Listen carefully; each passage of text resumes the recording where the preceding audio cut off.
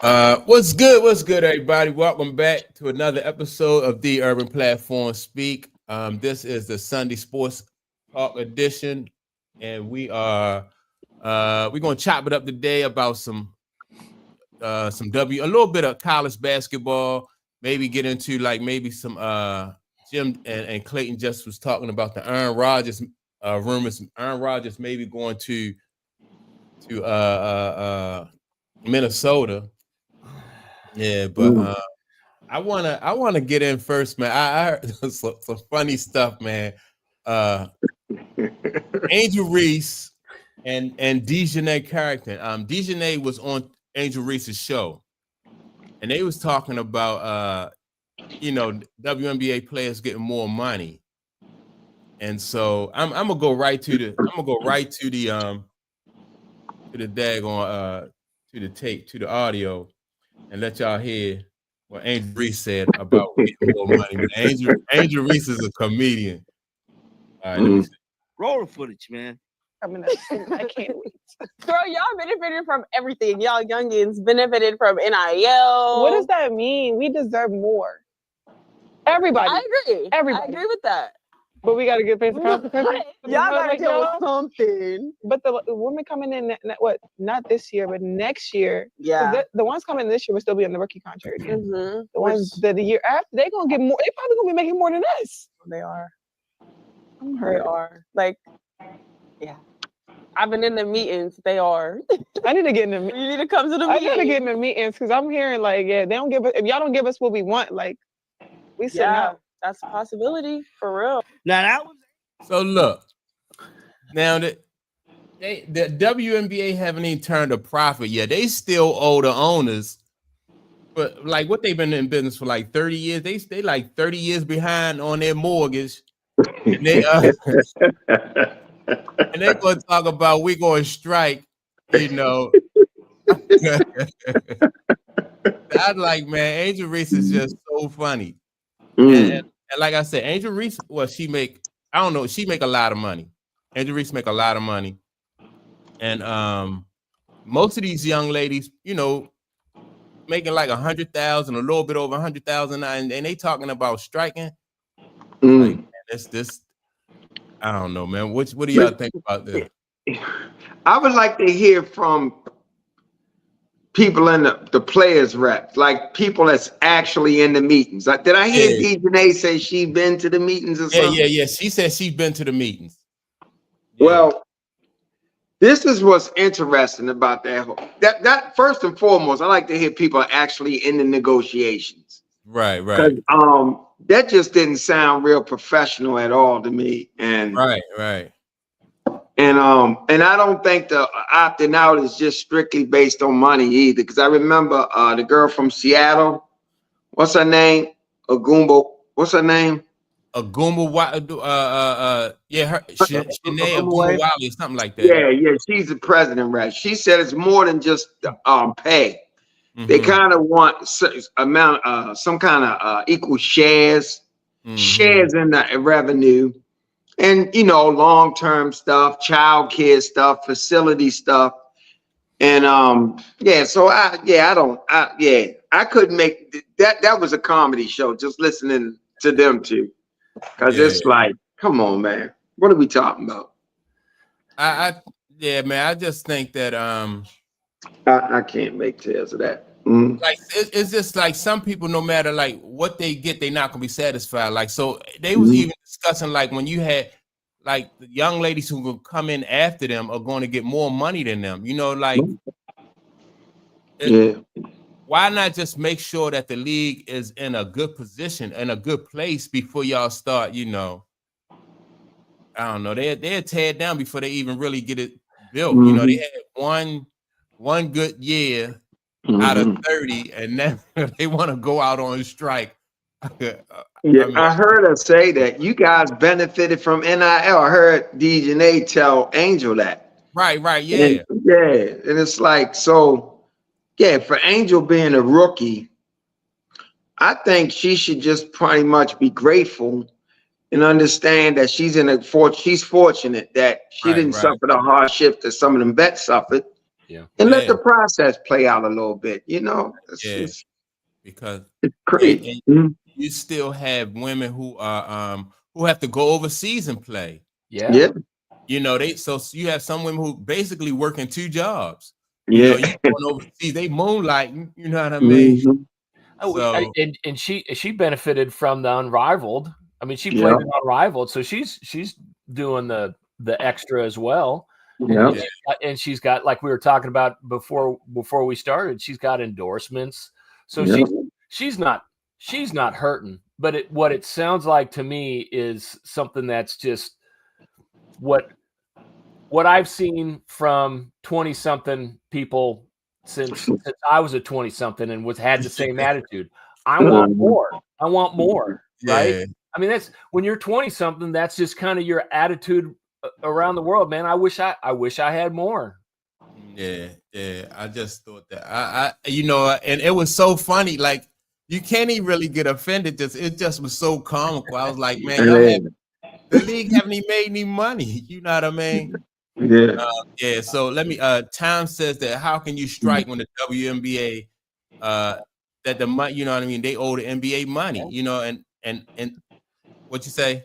That's a misnomer too. Speaking of that, I'm glad y'all brought it up. They actually don't owe the NBA any money. You don't think so? Why you say that? They don't, because that's how the deal was structured. They don't owe them any money. Even though the NBA has subsidized them, they do not owe them any money. Yeah. Well, that's crazy. I can see that maybe the NBA, you know, but they still subsidizing them, and they haven't made a profit. I mean, have they made enough money though to pay their players though? Like the NBA is paying their players, right? Right. I mean, they got enough to pay them what they pay them now. They got a hard salary cap right now, and I think, and that hard cap is set at like 1.5 million or something. So it's money being generated to pay the salaries, to pay the bills, and all that stuff, and they ain't making a profit outside of that. But they, you know what I mean? I think it's like that. But I was shocked to find that out. They really don't owe the NBA no money. Yeah. Well, that's crazy. Fortunately for them, though, can you imagine like being like 30 years behind? You know. Yeah. That's that, man. They never. Yeah. And so, but look. So, do you think though? Like, could it be like, could the NBA or the WNBA, could they be like hiding money? And do you think that like why these young ladies are requesting all this money, knowing that like they're not making money like that? I don't understand. I can't basically get behind the logic of why are you asking for money when you know that the league is not even making money.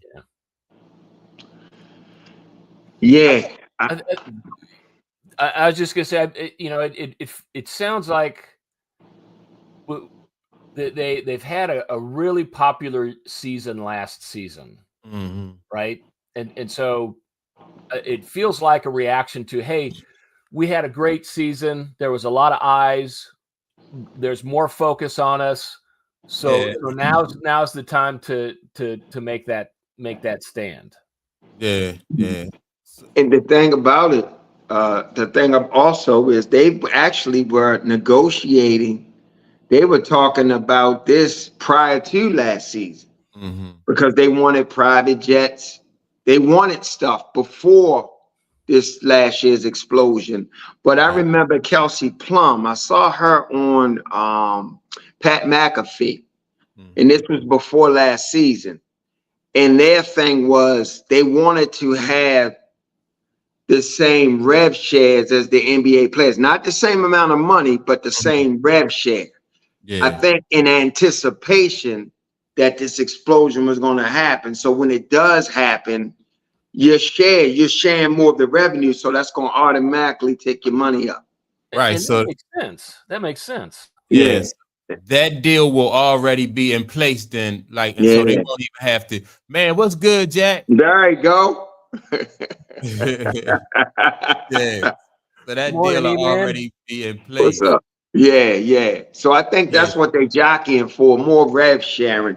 So when the money does explode, that's going to automatically increase their money. Now, the one thing I do say that like I admire about like the WNBA players and stuff like is as far as like them, like even before the NILs and all that stuff started, they found ways to make money and supplement their incomes, like throughout the years, like with going overseas. And some of these women are like, they have like real estate investments and stuff like, like they find different ways to create streams of income so they can, some young women even have like basketball camps and stuff like that where they work, so they, over the years, they have found ways to make money. So, that's a good thing about it. But I think they need to be careful when they start talking about, striking. Hey. Oh, wow. So that's the subject I'm missing right now, huh? Yeah. My fault, man. Yeah. Angel Reese had Dejanay Carrington on her show, and they was talking about, possibly if they can't get more money that they, this was Angel. I don't know who Angel represent, right? But she was basically saying that if they don't get more money, that they was gonna go out on strike. Well, you know what? If Angel Reese don't make a layup, I think we need to go out on strike and not watching her. That's what it is. Shit, if we're gonna talk about that shit, make a damn layup before you talk about going out on strike and shit. God damn. You gotta pad your rebound stats.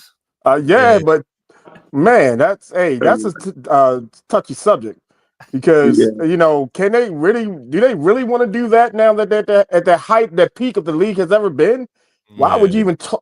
Well, I agree. Say, did anybody hear any of the veterans talking about strike, or is just Angel Reese talking it's about Angel? That's why I say we're not sure like who Angel. You know what I mean? Because she's trying to ban layups, right? Yeah. She's trying to ban layups, so so she can change them stats around and shit. So. They just jockeying for just some long-term stuff. I heard the president talk, like I said, the girl in Seattle, and they talking some long-term stuff. They talking some rev share stuff like that, coming down the pipe. And they want to go to a soft cap, not a hard cap, because that'll give teams some negotiation. You know what I'm saying? That'll help teams you can sign players, a little easier without that hard line cap. And, so it's stuff like that. But yeah, that's crazy though. But I understand they ready to make a move because if it does explode, they want to be in a position to benefit from it. Yeah. Right.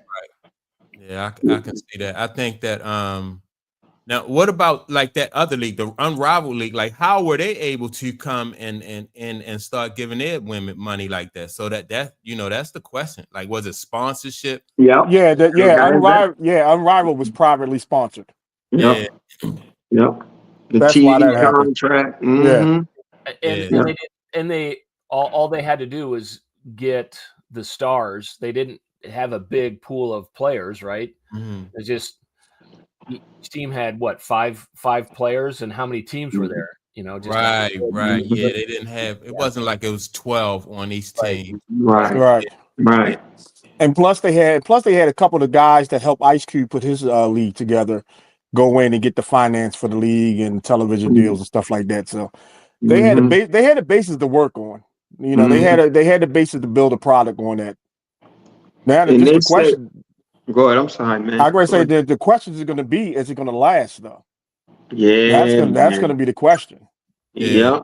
Because that 3-on-3 whole court, and if you really look at the way those games progressed, it showed a lot of weaknesses in some of them superstars' games. If you looked at that game, Angel Reese, prime example. Now I'm looking at her playing that game. I'm convinced she can't make a layup. Even layup drills, she can't make a layup. Yeah. So it sometimes it goes to the fact that the Unrivaled has a purpose, but will the WNBA outspan the purpose of the rival league? You know what I'm saying? What you mean by that? Well, Ice Cube, his league is veterans. Veterans not playing anymore, older guys.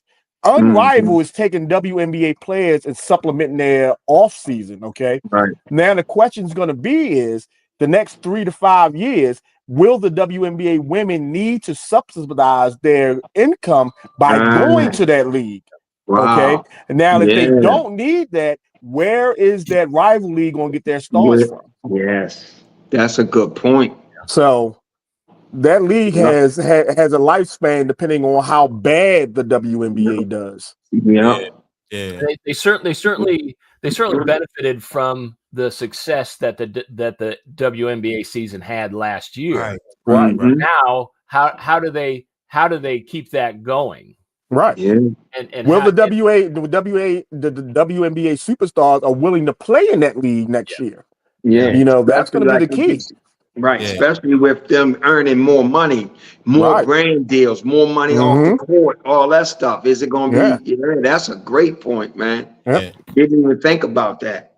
Mm-hmm. So this situation is not the same as the NBA and the Big Three. Because the Big Three mainly have like retired ball players, you know, but the WNBA is drawing from the pool.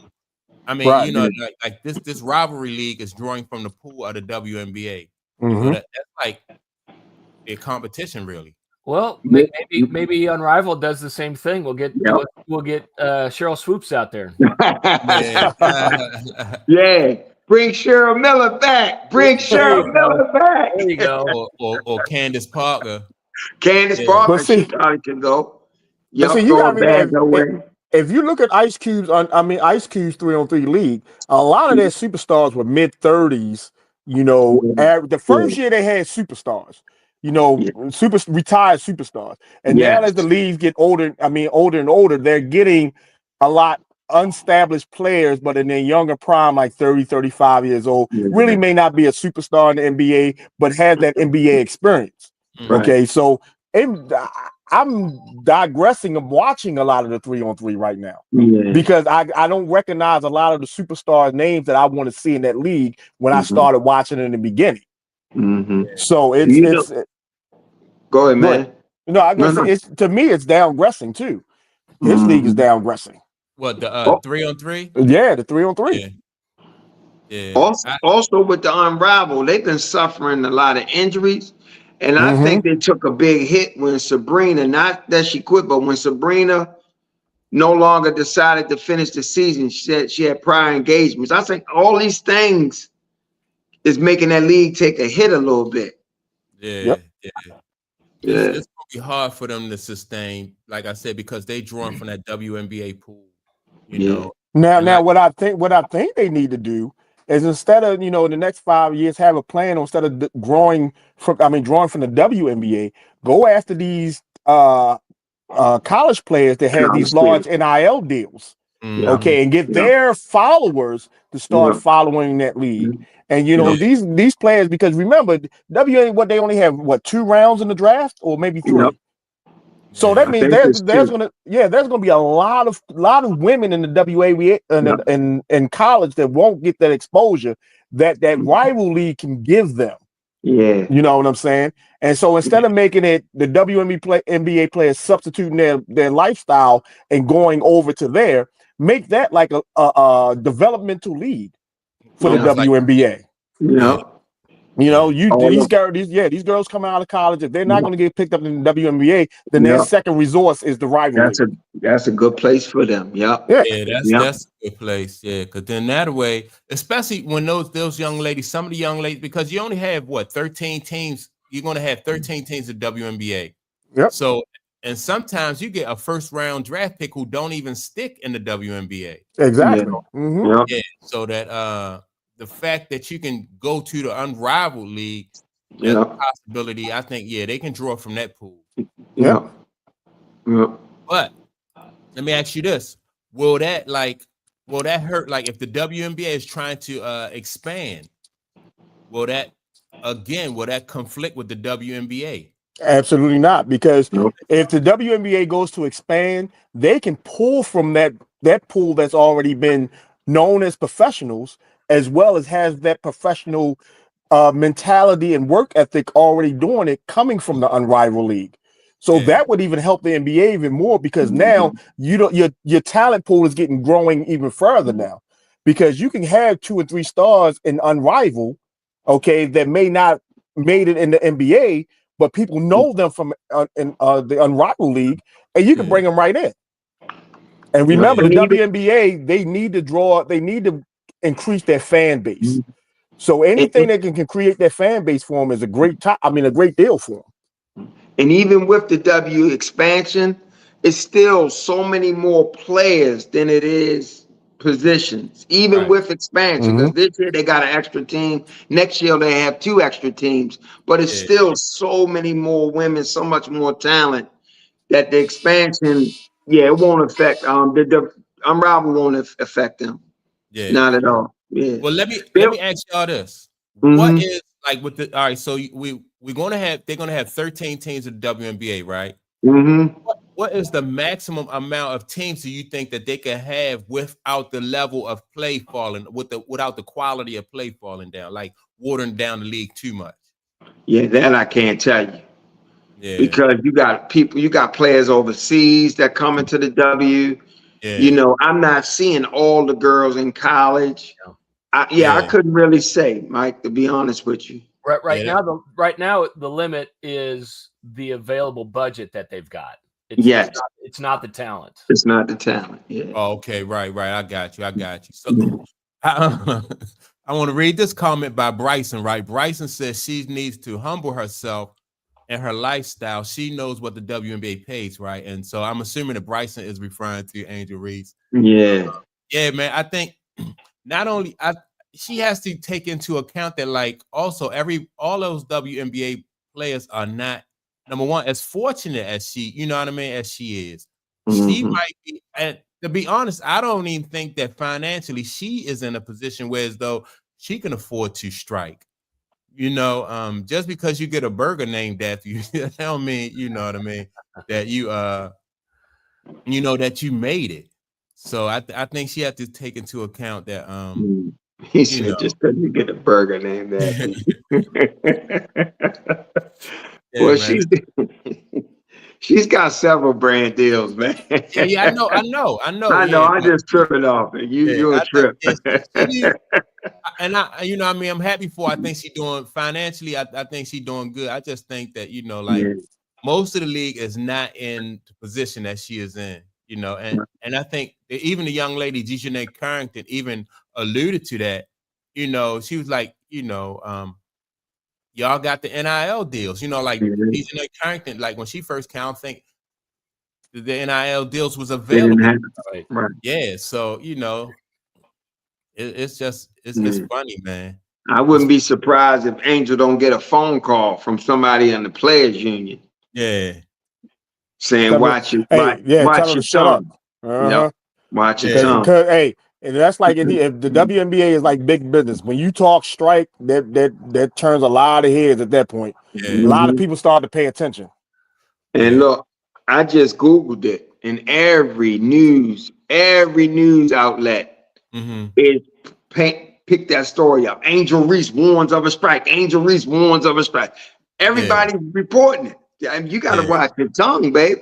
But the funny thing of what? Go ahead, man. I'm going to say, and then if you're a veteran, y'all going to strike. Angel Reese has the opportunity with her podcast to keep making money. If I'm a veteran, we go on strike. Where am I going to get my money from? Right. I'll be like, yo, shut up. Because you've been in the league 1 year. You have no idea what we're going through.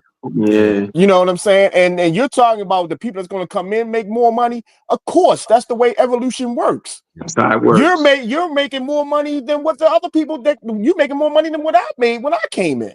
Right. That's how evolution works. LeBron made more than Jordan. Jordan made more than Magic. The Magic. That's just how the league works. That's how evolution works. Angel Reese needs to understand her position. And that's the problem. Her podcast has taken her out of position. Her podcast made her a mouthpiece instead of making her a WNBA player. Okay. Yeah. Her skills on the court is lacking because she wants to be the mouthpiece of everything on her podcast. Yeah. She said that on her podcast. Why? Because she knew we were going to talk about it the next day. And like you said, everybody's talking about it on the what you call. I guarantee you she probably had no basis on saying that statement except for one. She haven't been to the meetings, man. So you got no basis. You got no basis of making that statement, but yet you make it on your podcast. Yeah. Now you didn't make it in front of media when they talking about your game. You didn't make it when they was talking about you on Unrivaled when you was missing 18, 19 layups a game. You didn't say strike then. You said on your podcast because it keeps people talking about your podcast. And that's Angel Reese's problem. She wants people to talk more about what her opinions are than what her game is. Yeah, yes. So Time says the only person that humbled Angel Reese so far has been Shador Sanders. When he curved it. Yeah. Yeah. So that's the only person so far that's humbled Angel Reese. Yeah. That is crazy. That is crazy. Somebody else wrote another statement. I think the guy Bison said, I think the quality, let me see, of the talent is there. It's coming. The revenue will finally start to overflow the next coming years. That's what I'm thinking about. Like, can they expand and then still maintain like the same level of like, like whereas though the game won't fall off with the talent pool that they have to draw from. I think they can, man. I really do. I think they can expand just from what I see in college. You know what I mean? Yeah. You see so much parity in college. And let's not forget the overseas players now. Let's not forget about them. Because if I'm not mistaken, China has the largest women league out there in the world right now. And they draw 20, 30,000 fans a night in the China league. So it's women that the WNBA can grab no matter what they do. There's athletes out there that's willing to play for them. Okay, it's just that the WNBA has not been managing the league correctly the last 30 years. I mean, now if Angel wants more money, maybe she can go to China. Right? Yeah, exactly. Yeah. But it's just the key that, like I said, it's your product right now is starting to flourish. And you know what I'm saying? People are starting to really get into it now. And you can ask 1 out of 10 people. I mean, you can ask 10 people, and maybe 2 of them say, I don't watch the NBA no more. I watch the WNBA now. Okay. Yeah. And that's growth. And that's the positive part of the game that you got to emphasize. You know what I'm saying? If Angel Reese wants to emphasize the negative part, like, oh, well, we're not getting paid enough, we're going to go on strike. That's what the media is going to pick up on, but that's not necessary to grow the league. You know what I'm saying? I like the positive stuff on the league. You know what I'm saying? I thought I was watching some league where a girl got an alley-oop. And I'm like, whoa. Now the females are dunking now. And she legitimately took an alley-oop. And it was on Sports Center. Yeah. But she was in college, but it was a legitimate alley-oop. So, the women's game is progressing so much, and I just hate the negative part of what's going on in the WNBA created by Angel Reese. And she's the only one that's bringing the negativity right now. You're going to put it all on her? I'm going to put I have to. I have to put the negativity right there because, when you talk strike, that's negative. When you talk about we not getting paid enough and we should get paid more because the next class coming up will get paid more, that's negative right there. That's just a negative statement on the league itself. Yeah. So let me ask y'all this though. All right. So if the players press too hard, right, they could possibly get locked. You know what I mean? They could possibly turn into a situation where you don't have to strike. We're gonna lock y'all out. So in a lockout situation, like, don't both parties lose though, like the players and the team owners? You know what I mean? Any kind of work stoppage. Any kind of work stoppage. Yeah. They finally getting some momentum. You know what I mean? Some positive momentum for the league. So the owners don't want to mess that up. And it hurts the players too if you mess up that momentum. Check this out. And it's only so many spots over in the rival league that the players can go if they go on strike. So, but check this out though. Even with a work stoppage, right? You still got that girl from Iowa. So whenever it start back up, believe it. Because people, that's gonna build more and more anxiety or desire to see it. So when it start back up, they'll be rushing. Let's talk about this factor though. Let's talk about the fact that these young ladies that's in college right now, if they're ready, like Juju, ready to come out this year, or some of the other superstars, do they stay in the midst of thinking that the strike is going to happen either this year or next year? Well, they have do to they stay long anyway, right? Huh? They have to stay in college anyway. Yeah.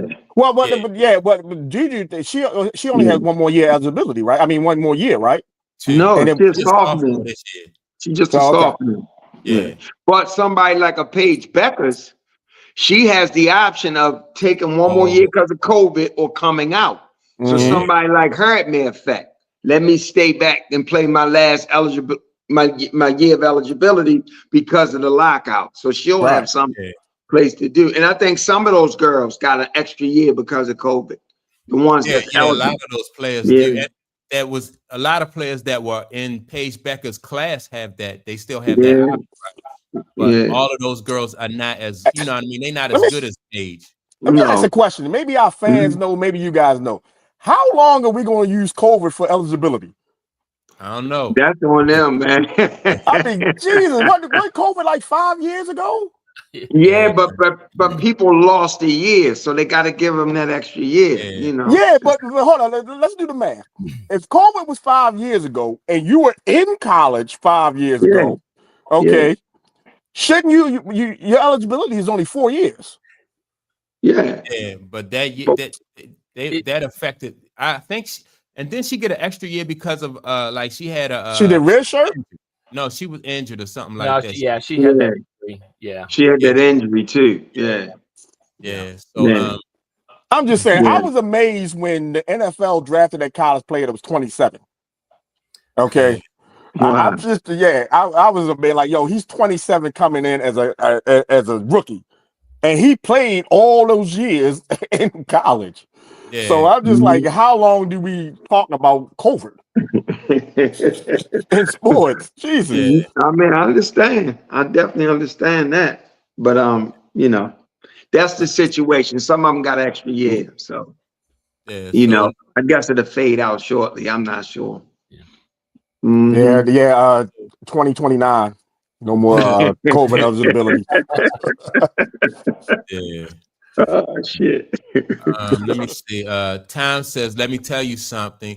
Let these NBA players lock out. I will tell you, all the European teams come over and replace these WNBA players. 100% facts. Do y'all think the Europeans will come in? No. Listen. No. It's not enough money. Let me tell you what I know. But let me tell you what I think they will do. What will happen? I don't think that the European players will come over. What I think is the TV deals will go to the European teams and say, "Let me broadcast your product in America." Yeah, because because it's not just the WNBA. It's women basketball in general right now. That's the hottest sport going. Yeah. So when that college had that draw though, like what player over there has that? Say like like somebody like a Caitlin Clark or a Juju. Like what is the draw though to those? But the WNBA players has been doing it for years. When their league is over, they go over to these European leagues, over to these all these other leagues overseas to play. So they have recognizable stars that we may not know because we are a novice, but they may have enough product to get the interest of American viewers because the WNBA is not playing anymore. And it's all about viewership. They don't have to leave. The TV sponsors just got to go to them. So he has a definitely good point that the TV that we could, if they go on strike, we could possibly watch European teams play in America. Yeah. Because the TV deals. I kind of agree with Bryson. Bryson said that's not going to happen because most of those women need that bread. I think money is going to become a big issue with like those European players coming over to the United States. Because if the WNBA already had the money, then they would buckle to the demands of the WNBA players already. Right. So. But it's a different era now. The WNBA right now is a different era. Caitlin Clark has brought in a whole new era that now the WNBA can say, yo, they lost $40 million last year. No doubt about that. Okay. But they may be in a position now to start, like they said, revenue sharing. They may be in a soft salary caps now. They're in a position right now to do a lot of things financially for the league to cause them to go and find better talent. The problem is right now that college is so talent driven right now. They don't need to go overseas to look for talent because the college game is producing what they need for their product. Yes, they are. Yeah. So they don't need to go over there. Yeah. I definitely agree with you that the there's enough talent over here to, you know what I mean, to support the WNBA. I just don't want them to like as soon as they start the game, so momentum, just do something. That's just some fun. It's just funny, man. Like as soon as you start to get some momentum, and then you ask for a raise, and you're not even off probation yet. It's just great. That's just I don't think it'd be a work stoppage though. Yeah, I don't think so. I don't think so either, because I think a work stoppage, it don't benefit neither party. Yeah, right. Either party, I think, and I think you're right, Mike. When she says something like that, and that gets out in the press, she's going to get phone calls from just maybe not the superstars, but I mean, Kayla McBride's going to call her up and say, "Hey, man, stop playing with my checkbook." Right. Yeah. When them like you said, when them veterans start to talk, I know Angel Reese, I know you got your podcast. Bring them veterans on your podcast and let them, so they can tell their side of why they don't want the strike. You know what I'm saying? And you want to get some publicity, bring them on. Then you can really have a conversation. But I don't think those players will willingly say we're not willing to strike, because they need something to negotiate. They got to negotiate. Right. So I don't even think they want to talk about it per se. Yeah. Right. But you can't have this young lady negotiating on her podcast. Or her podcast. Hey, that's why you bring the union rep person on then. You want to get down and dirty with this subject, and you really and you're really serious about what's going on, and you really think that is. Don't end it from where your statement is going to be the WNBA should go on strike. No, call that agent, your rep. Tell them to bring the union rep over, and let's talk about it. You know what I'm saying? If you want to start a conversation, that's where your platform should start. The conversation, the right and the wrong side of the conversation. So, So, and I know this might be a crazy question, but like, how far off do y'all think that the WNBA is? Just a guesstimate, like from being in a position where they do turn a profit, because like there's a lot of anticipation for this season coming up with people looking forward to this season. There's some anticipation. So I'm assuming with that anticipation is going to come more eyes, the sponsorship and stuff, all that stuff is in place. So like, how far off do y'all think they are from actually making a profit? But see, that's what's tricky. It's so unclear. It's so unclear because it's no set amount. Like, it's not like they owe the NBA and they're not as transparent with their operating costs and all the things that's going into the league.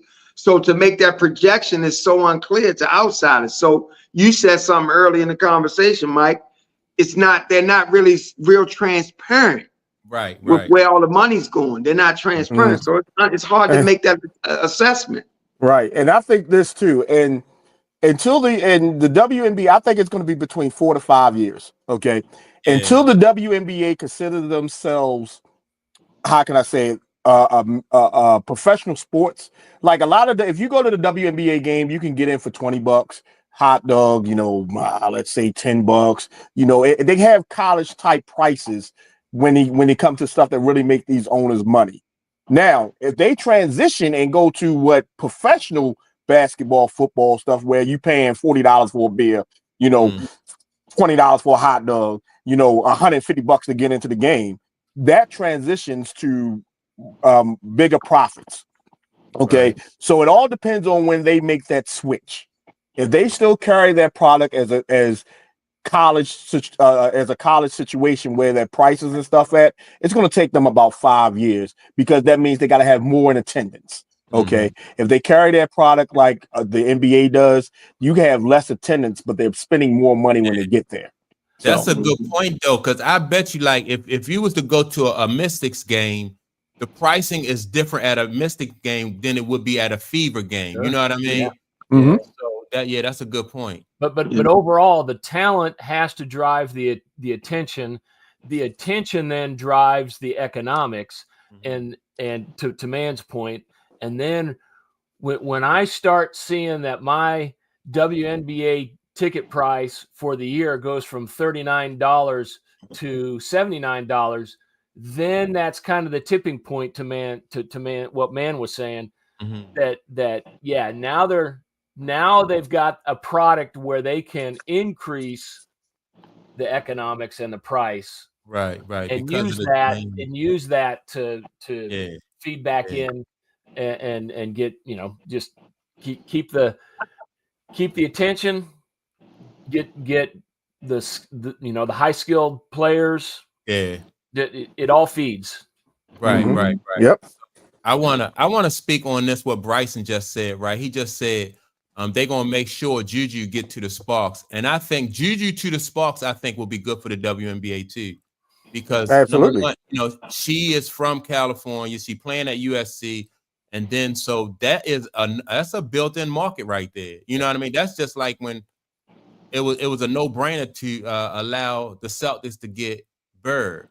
And it was a no-brainer to allow, the Lakers to get Magic. You know what I mean? So I think, I think that would be a no-brainer. They got to make it look legit though. Right. That's what I'm saying. You got to make it look legit. The challenge is going to be keeping the Sparks from becoming a good team. Yeah. Because now they've got Kelsey Plum there. Rakia Jackson, her game is actually coming. She's transforming. She's getting better. Cameron Brink will be coming back. So you know what I'm saying? So right. So but it's no guarantee in 3 more years the Sparks gonna have the #1 pick. Because when Juju come out, she #1. But listen to what you said though. You had the greatest point. The soft salary cap can make that happen. Because let's say the Lakers are mid-team, whatever. If you got a soft salary cap, then they can possibly figure out a way to trade up the #1 to get Juju, regardless of who's on their team. You know what I'm saying? Have to do that. So that can happen if the WNBA wants it to happen. You know what I'm saying? Because you could the Lakers, the Sparks can keep everybody. They mid-division, and they'd be like, look, let's trade. I'll trade you my first 2 round picks for the next 3 years to get your #1. They get Juju. And that soft salary cap allows them to keep the veterans that's around them. I tell you what, when we start talking about WNBA trades at that level, like we talk about the NFL, that's we know that the eyes are getting right. On the league. Yeah. Hey, look, not to change the subject, but Bryson said something that I was thinking about too, right? He said, I'll pay the ticket price for the NFL, the NBA game, but I'm smuggling in some food and some liquor, right? And I was thinking the same thing. Like, man, I'm not paying when you said $20 for a beer and all that, I was like, man, shoot. Hey, Gray said, I don't know last time you went to a Ravens game, but dude, I got a beer, a hot dog, and fries. It was like almost $60. Man, wow, that's crazy. Yeah. You ain't tailgate, man. You ain't tailgate, dude. I tailgated too, but you said in a 3-hour football game, halftime, you coming back down for food. No, I made that mistake when I went. Yeah, I made that mistake. I will not make it again because I blindly ordered. I would get one big beer. This one I used to drink. Get one big beer, and that lasts me the whole damn day. Because I'd be so drunk when I walked in the stadium already. Dude, hey, that's what we need to talk about one day. How to tailgate the proper way at a sporting event. Because I walked in there, and the way the stadiums have it, they really don't have prices up there. So I just went there, let me get this meal, and I go to charge my card, and she give me the receipt. I'm like, $57. What the hell? But it's already done. You know what I'm saying? And so it's one of those things, man. That's a beautiful thing too. On Sundays, the tailgating, you walk in, the police aren't bothering you at all, man. You can just drink wide open. That's a beautiful thing, man. Hey, I'm gonna tell you now. I had tickets to some of the Ravens games, and I missed the game itself because I was outside tailgating so much. The whole time. So I totally missed yes. going into the game. Yeah. I just sat there and tailgated so much. Yeah. You know where I had a nice I'm sorry, Mike. No, go nice tailgate. We went up to South Bend. We went up to watch Notre Dame Navy. Yeah. That's a nice tailgate up there, man. You got that big wall, the touchdown Jesus thing and all. Yeah. Man, we got so drunk up there, man. This Hey, was crazy. did you go this year when they played? No, this was years ago. This was gotcha. This was before the pandemic and everything. We went. Oh, okay. But yeah, that was crazy though. But they not the only thing, man. Them restaurants was a little shady up there. Yeah. They ain't want to see this. Yeah, I ain't like that. I didn't like that energy. Yeah, but on the campus, it was nice. Yeah, that's crazy. You guys got to come out and witness that KC tailgate. I mean, they go bananas. I was gonna say because I know it's all about barbecue up there, right? All about barbecue, man. They get out there like at 3 o'clock in the morning and get things set up, man. It's wild. Yeah. I watched one day. I was watching somebody barbecue show, and they was barbecuing from a KC game. And when I say they legitimately take that shit seriously, like it was a competition. People would walk past and they were like, "Yo, taste this, taste this, taste this," just so they could show who barbecue was better than the other barbecue. And I'm like, "Well, that's some great hospitality right there." So that's Sunday morning religion in Kansas City. Oh, okay. Yeah, I had heard about that. Yeah, but I think the Sparks can get Juju and make it look legit, and that's just like Bryson brought up, like when the Knicks got Ewing. You know, I mean, people thought that was it was rigged, and then it was. Remember, also when the Lakers got James Worthy, you know what I mean? When they got James Worthy, I think they had to make some deals so they could get that. Yeah, but James Worthy out of North Carolina. Wouldn't you? But I always say, as Ewing being in Georgetown, wouldn't he been a better fit at Washington? DC. Yeah. No, the Wizards wasn't going nowhere. Yeah, the market. Ho. I can already say because when Ewing got picked, the Knicks wasn't going anywhere even now. Yeah, but you needed them in that market. New York, a big market. That's that market. They was trying to rebuild that market. You know. Yeah, the market. Nobody's a fit for Washington. Yeah. Oh, come on now. You can't do my Wizards like that. We had some hope. We had some hope. At one point in time, we had some hope. Who was the big when guy? they had Chris Webber, Juwan Howard, what's the other guy? What was his last name? Chaney? Hold up. Did we have Rod Strickland at that time? Rod Strickland. Yeah. I don't know why they dismantled that team. They should have stayed patient with that team. Yeah. I have no idea. Was Unseld coaching them then? I don't think so.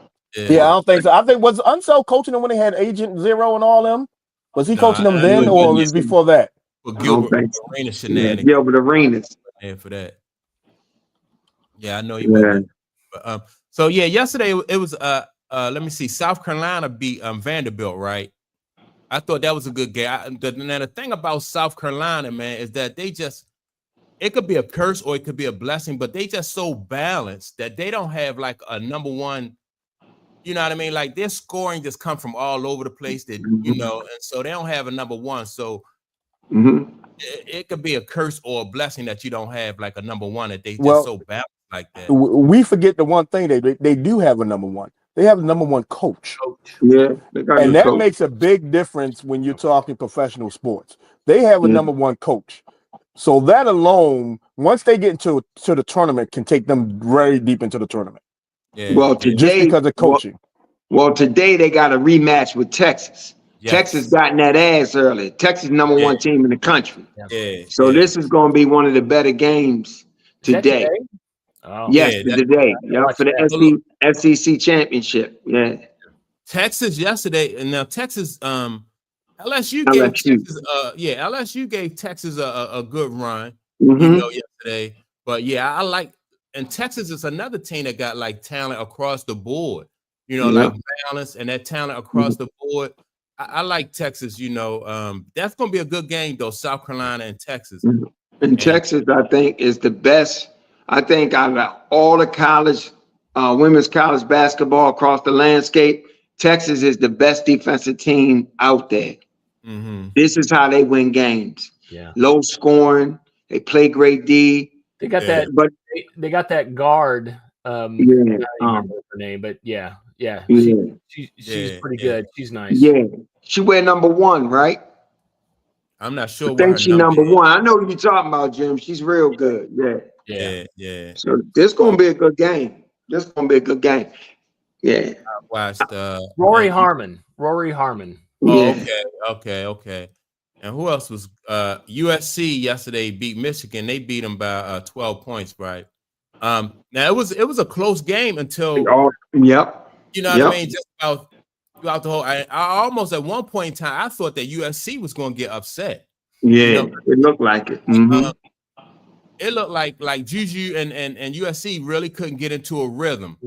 Once they changed like the pace of the game and the rhythm, and it was more of like their pace, then it just that's when they took over the game down the stretch. Mm-hmm. So because going into the fourth quarter, Juju only had like 11 points. So they were slowing her down. She had a bad shooting day, but they was playing excellent D on her, making her get rid of the ball. They was blitzing her and things like that. But they pulled away down the stretch, but that was a tough one. Now I thought they was going to win the Big Ten, but I forgot about this. They didn't already beat UCLA twice. Yeah. Now this is going to be the third time they play them. And I'm starting to lean on UCLA. I'm starting to lean UCLA way. Yeah. Just because it's the third matchup. Right. Can you really beat a team 3 times? That kind of thing. Yeah. They say it's hard to beat a good team 3 times. So so they have to USC have to watch and not be overconfident because they beat them 2 times. Because that Mm-hmm. Yeah, man. Michigan played good. Michigan, though, they played good switch defense. They did a real good job, man, packing it in. But that girl, Kiki Arifin, she the truth. For Michigan? For USC. USC, yeah. Oh, for USC. Kiki, yes. Oh, okay. She the truth, man. Ain't she a freshman, though? Freshman? I don't know if she's a freshman. Let me think. I don't know if she's a freshman. I'm gonna find out. Yeah.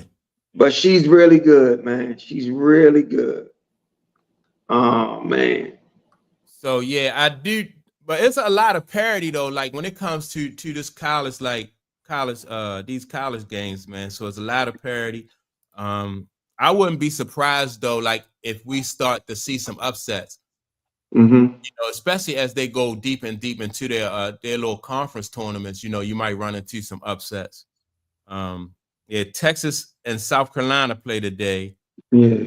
You got Connecticut and Villanova. That's a number 1, number 5 matchup. UConn and Villanova playing. So I think that's going to be a good game. Yeah. Kiki transferred from Stanford, so she's not a freshman. Oh, okay. So she not. Yeah. But I don't know what year she in. But that's going to be a good matchup. Villanova. You said Villanova, UConn? Yeah, Villanova, UConn. I wouldn't be surprised if that game right there, because Villanova is very familiar with UConn, right? So I wouldn't be surprised in that situation if you saw an upset, with the Villanova-UConn game. UConn's been very unpredictable this year. Yeah, that's true. Yeah, but they've been playing good lately. Yeah, but you don't know like what UConn team you're gonna get sometime. Exactly. Yeah, I can agree with that. But and then you got Baylor, right? Baylor's playing TCU. I think that's a good matchup too. That's gonna be a good matchup. Number 1, number 2. That's gonna be a good matchup. Baylor and TCU. So you got some good games coming on. Got some good games coming on. So let me see. Let me see. So Bryson says, gotta see USC bracket. I think the matchups will determine if they win anymore. You know, yeah, those matchups and how they fall in the bracket. I mean, it always play a part. You know what I mean? It always plays a part in like how deep, because matchups sometimes also, you know, play a big part in the wins. Some teams, you know, some teams just play each other tougher. So all the conference champions, they all don't get number 1 seeds, right? No, they can't. No, right. Yeah, they don't all get number 1 seeds. When do they do the selection for the women? Men's Selection Sunday. It's today, right?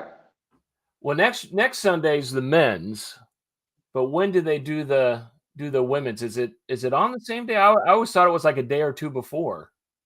Yeah, I think I definitely know it's not the same day though. Yeah, it's I know it's not the same day. Yeah. I think they I agree with Jim. I think they do it like a day or two before the men. March 16th. March 16th at 8 p.m. That's when they're gonna do the women. Oh, okay. So they will do it on next Sunday. Next Sunday at 8 o'clock. Okay. I don't know why I was thinking it was before. Yeah. Yeah. So Tom did say that. He said March 16th. Yeah, man. I want to see this. I want to get these women's top 25 because there's a lot of good teams in that day in that top 25. It's gonna be Notre Dame lost yesterday. Yeah. Oh, who did they lose? They Notre Dame lost. Yeah, they did, man. They lost to Duke. Yeah. Yep. But I still like them. They started off hot. They going through their struggles, but you see what they do come tournament time.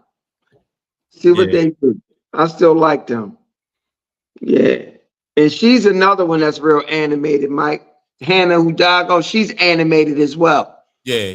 When we was talking about that yesterday, like that smoothness versus the animation, she's very animated. I love watching her play. Yeah, she's a lot more animated than Juju is. You know what I mean? Juju is more laid back and stuff like that. But so all right, so you got Texas, they number 1. Yeah. I'm gonna go through the top 25. Then you got USC number 2.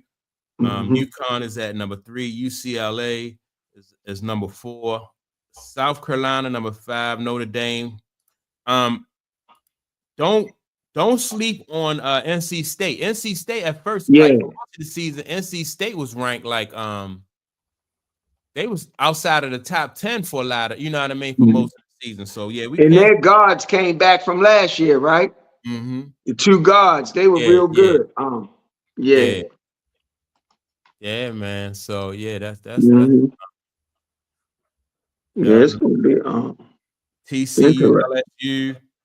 Oh, Oklahoma. I like Oklahoma, and I also like Duke. I like Oklahoma and Duke. I haven't seen Oklahoma play at all. I watched Oklahoma play somebody. They got some tough. They got a lot of talent on that Oklahoma team too.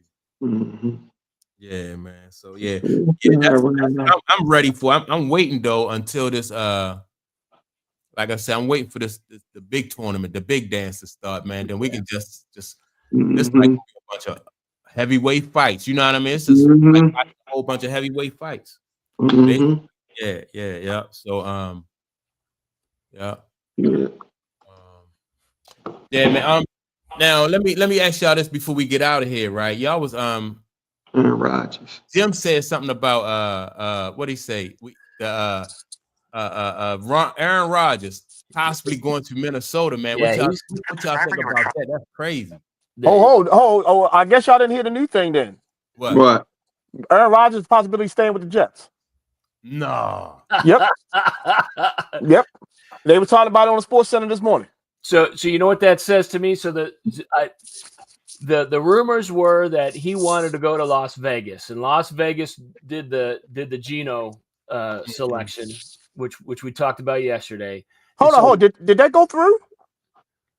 Gino? Yeah, I thought that I read that the trade might not go through now. Really? No, Because what I read is that they had Gino and what is his name? DK Metcalf. Metcalf in the trade. And the Raiders was giving out somebody else, and Seattle was like, "Oh no, this is not good enough for us right now." Yeah, I heard it was revamping the trade. What I heard, it was, at least Friday, the word was it was just Gino, and then Vegas was giving up, what was it, a third round, something like that. Yeah, I didn't hear anything. I mean, they were still talking about maybe DK wanting to go to Vegas, but yeah. So the deal was Aaron had his eyes on Vegas. Vegas went with Gino, and he had to scramble. And as of this morning, I saw some talk that he was, because the door got slammed on him in Vegas, he was going after Minnesota, just because of the quarterback needs there, and that I think that would be a huge mistake. Now, if he goes, if it wouldn't surprise me if Minnesota shut the door on him too, because they got JJ McCarthy. He sat a year. If they're gonna invest in the future on JJ McCarthy, now it's the time to do it. Yeah. They saying the reason though that the Vikings might be eyeing Aaron Rodgers is because the Seahawks is targeting Sam Darnold. So now they got to fill that void of Sam Darnold. That's why they targeting Aaron Rodgers. And I would be super pissed if Aaron Rodgers went to the Vikings, because I want them as a super fan. I want the Vikings to pull the trigger with JJ McCarthy. He was going to be the guy last year, but he got hurt, so he got to sit a year. He got to pull a Patrick Mahomes behind a veteran and watch how it's done, and see a veteran actually have success. It's go time. I would go with JJ too. I would go with McCarthy. I would go with him. Yes. So Bryson agree with both of y'all, right? He says, as a Minnesota fan, I'm good. Start JJ and get a developmental guy, in the draft. So he, I don't think, like, this point in time in Aaron Rodgers' career, I don't think, by him being such a diva, he and if you want to bring in a kid and develop, he don't even want to help a kid that's going to sit behind him, so he really is going to hurt your team more so than anything. Aaron Rodgers is the greatest ever. You say he the greatest? He's the greatest ever. That's it. You can't do no better than Aaron Rodgers. I'm sorry. Oh, Lord. You can say that because what I said about the Wizards. Exactly.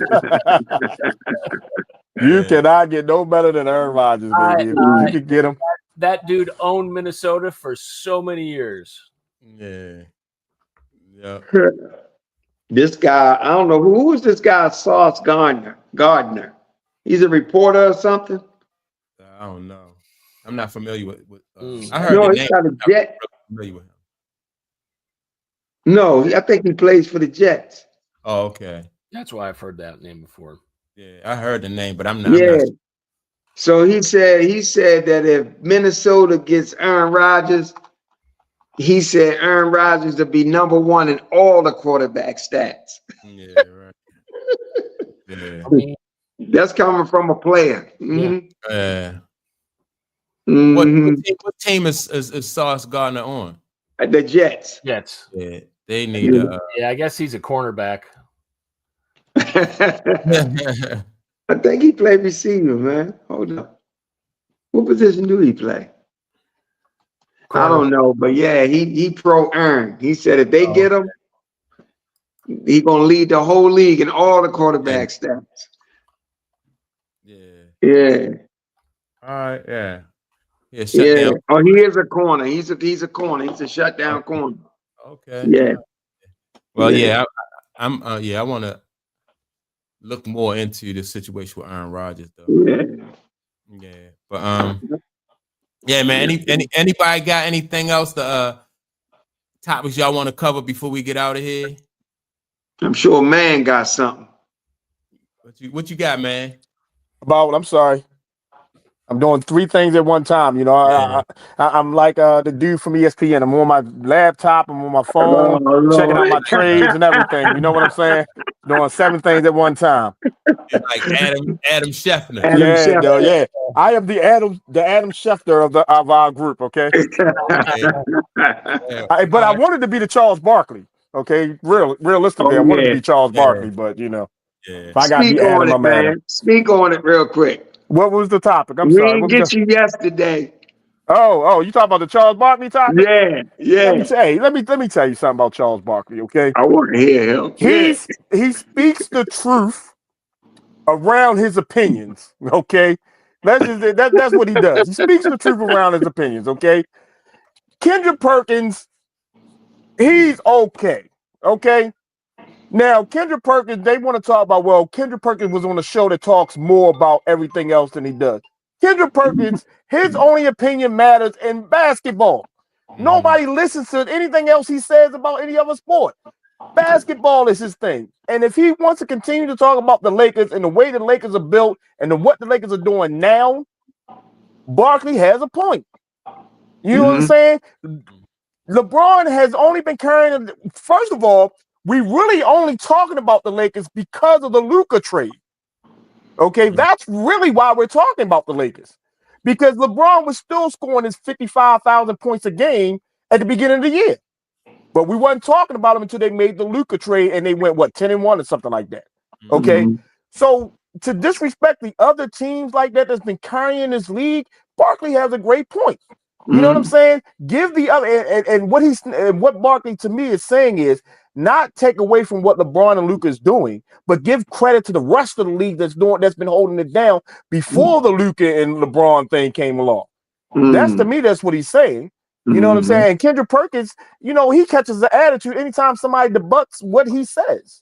You know what I'm saying? And you know, I understand that, but them ESPN analysts have been taking these L's the last week or so now.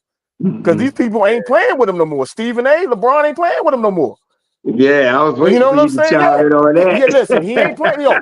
And it's a father-son thing. It's not a basketball thing. It's not a sports thing. It's a father-son thing. Because I'm gonna tell you this: if I had kids and you went in on my kid negative, I'm going at you no matter who I am. You know what I'm saying? It just happened that LeBron has to be the top of his sport. But as a father, he deserves to go at him anyway that he feels that you're disrespecting his son. That's what fathers do. Joe Button made an interesting point I'd never thought about. And he said that because Bronny is so insignificant in terms of his stats and stuff, he calling cap on Stephen A. saying, well, I cover sports and I'm talking about him because he's a player. He said, you name another guy that got drafted where he got drafted that has this little production that gets talked about in any capacity. They don't even get mentioned. And the fact that he's mentioning Bronny, you know, he's saying, I'm calling cap on that. He's doing it because, you know, ratings driven and all that stuff. So I never thought about it like that. If you take a player with his stats and credentials, he shouldn't even be being mentioned at all. But it's because it's LeBron and his son. So I never looked at it from that angle, though. But that's interesting, too. And he's right. That's why Stephen A. is talking about him. You got people in the league that don't get talked about that's averaging way more than LeBron James' son is doing. But you're talking about the guy in a negative fashion only and only because he's LeBron James' son. Yeah. That clip on Saturday Night Live, that was funny as hell, man. I thought you'd enjoy that. Man, I was giggling when I saw that. That Hey, shit was I'm gonna tell funny you as this. hell. I would go at him the same way. Now, some people trying to say, well, LeBron may shouldn't have did it on the court. He should have called him. No, sometimes when you in anger, as soon as you see that person that you angry with, you as a man, especially when you Yeah, messing with the kids, you know what I'm saying? Now, if it was an individual attack against LeBron, I would have yeah, said LeBron should have handled it in a little bit more professional way. But I yeah. see as him handling that way as a father. Because Absolutely. for one thing, I've coached little league football, and I have seen parents go absolutely ape shit on coaches, not even playing their kids when they know the kids Mhm, suck. Okay, mhm, so I can understand the value of being frustrated when someone's talking or doing something to your kid that you feel as though disrespectful. Okay, mhm, and that's hard to hold back for any man. You know what I'm mhm. saying? So I understand that situation, I but understand both sides of yeah, it. I understand both sides of it, but Yeah, we looking at it, a lot of the media is looking at it. Well, LeBron should have did it this way because LeBron is a professional basketball player. LeBron is a father first, Yeah. mhm. okay, and he handled it the way that most fathers would by attacking the person as soon as he sees that person and getting him off his son. Well, what do you say to people that says, LeBron, you knew what you was putting your son into? No, it's not. That's not even a point because anybody would do the same thing. It's called opening a door for your family members. Mhm. That's it. That's all Yeah, LeBron yeah, did. but I'm saying he knows that who he is. He knows that it's going to be heightened attention paid to his son. They're going to be hypercritical over his son because of the way his son got to the league and things of this nature. What do But you but say to the people that say that? Because that's valid too. but see, I say LeBron this. should know this was coming. But see, I say this though. Mhm. He didn't put his son first being a professional ball player. He put his son first being a father opening the doors for his son. You know what I'm saying? Because if I had a kid and I can open a door for my kid to come in, I would do that. Any father, any parent will do that, Yeah, but regardless if you're a superstar or not. yeah, I understand that, and I get that, and I agree with that because I'm going to do whatever I can do to help my sons. But you got to know what the consequences of that action are when you are the guy, you're the face. Yes. Right. You, Yeah. you just got to know And what's going to come your way. right. And Yeah. I'm sure in LeBron's mind that Bronny could play ball. You know what I'm saying? I'm sure in his mind he didn't think, well, my son is average, but I'm gonna still get him in the league. I'm sure somewhere in his mind he's like, yo, my son can play this sport. I've Well, seen him well, play at a high level. Let me do what I can do to get him in. even with that being said, though, he still has to know the type of scrutiny the kid is going to be under by the way in which he got to the league. Like I remember Jordan always said he didn't necessarily want his children playing basketball because that's going to be too much for them to try to live up to. And he understood what would come with that. He let them carve Yeah. out their own path. Sometimes you got to know that, man. So look now, all Mhm. right. So these guys right here, right? You got both Michael Jordan's sons, then you got both of LeBron James' sons, like on a 2-on-2. Who y'all a 2-on-2? Who do y'all think win that matchup? You got Michael Jordan's sons, and you got LeBron James' sons, all in their prime. Who y'all think win that matchup, that game? I haven't seen Michael Jordan's kids play. I can't call that. As a matter of fact, Marcus and Jeffrey, they better than Bryce and Bronny. I like Bryce. I don't know. I like Bryce. Well, I'm not even gonna say, bro. Bryce is still young, right? But Yeah. I've seen both Mike's sons play in college, and both of them was better than Bronny. No. Okay. Yeah, Like I said, I haven't seen them though. So yeah, yeah, yeah. because they could have had better stats, but could have been in a weaker conference, playing Well, they against played. weaker talent. One played at Illinois. Jeffrey played at Illinois. Marcus played at UCF, something like that, down in Florida, and then Right. both of them played together, I think, down at UCF. But yeah, they was better. Yeah, man. So I want to I appreciate you, Bryson, for the super chat. Appreciate you. Yeah, man. But I just think that I think Jordan's sons, man, would yeah, they Okay. I mean, destroy him, Jack. I hear you. Yeah. But, What He you say? said one ended up craving coke. Hold on. And didn't the Oh, other one? man. Didn't the other one started craving Scottie Pippen's wife? That's the same one. He did Oh, it's both. the same one. Okay, Yeah, gotcha. That's Marcus. Yeah. Yeah, that's Marcus. Yeah. Marcus is a beast. Yeah. So yeah, man. Anyway, Yeah. we missed you yesterday, man. We went all in on that topic, man. LeBron, Stephen A, Kendrick Perkins, Yeah. Barkley thing. I mean, hey, it's great TV, but Yeah, there you go. sometimes these sportscasters gotta understand. You gotta be able to take it as much as you can give it. Yeah. Well, yeah. I said it yesterday. That's just Stephen A being Stephen A. Yep. Hey, exactly. Stephen A being Stephen A. Yeah. And we're not talking about Stephen A tomorrow. What he said today, he ain't doing his job. Right about that. Yeah, that's facts. That's facts. Yep. All right, man. I want to. Hey, before we leave, can I make sure that we are definitely on top of bracket selection Sunday, which is next Sunday. Right. Yeah. We got to do a special show on that. My Duke Blue Devils is number 2, so we got to do a special show on that. Yeah, that's all I got to say. Let me know. Let me know. Let me know. Bracket Sunday. What you want? What you want to go live while they doing the brackets? I want to go live while they doing the brackets. Yes, sir. Wow. Yeah, yes, sir. I want y'all to be on one TV watching the call and another TV commentating about the call. What channel is it coming on? Is it coming on CBS? Yeah, I think it's CBS. Yeah. Okay. So yeah, we can do that. Yeah, we can do that. We can go live doing the. Hey, Mike, hook your technology up and see if we can broadcast at the same time in a little box. Yeah, I can do screen share, but I don't know if we have the like the rights to do that. You know what I mean? All you got to do is put some writing at the bottom of it. You got to change it up a little bit. If you don't change it up a little bit, they'll catch you. Yeah. Bro, I'll give it a shot, but 6 p.m. I'll be in that other realm more than likely. But I'll try to catch the show after. It's 6 p.m. Bro, yes, sir.